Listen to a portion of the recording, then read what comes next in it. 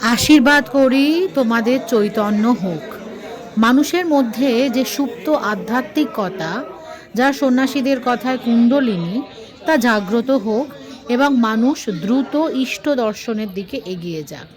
ঠাকুর শ্রী শ্রী রামকৃষ্ণ দেব তাঁর ভক্তদের এই বিশেষ আশীর্বাদ দিয়েছিলেন আজকের এই দিনে 1886 সালে এই কাশীপুর উদ্যানেই।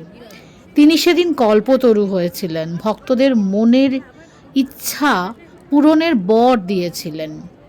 11ই ডিসেম্বর 1885-তে ক্যান্সার আক্রান্ত শ্রী শ্রী ঠাকুর আসেন এই কাশীপুর উদ্যান বাটিতে।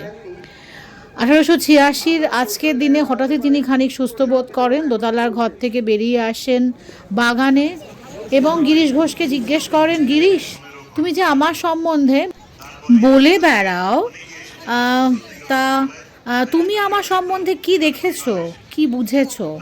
গিরিশ বলেছিলেন, ব্যাস বাল্মীকি যার ইয়ত্তা করতে পারেননি, আমি তাকে কি বর্ণনা করব।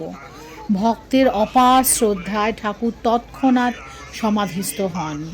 জয় শ্রী রাম ও কৃষ্ণের জয় ধ্বনিতে এই কাশীপুর উদ্যানের আকাশ বাতাস মুখরিত হয়েছিল সেদিন। শ্রী শ্রী ঠাকুর অর্ধবাহ্য দশায় ভক্তদের উদ্দেশ্যে বলেন, তোমাদের কি আর বলিব, আশীর্বাদ করি তোমাদের চৈতন্য হোক।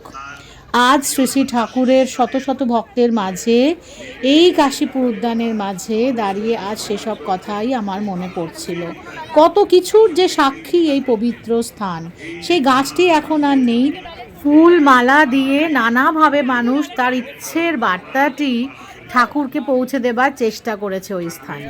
এই উদ্যান বাটিতেই দেহ রেখেছিলেন ঠাকুর।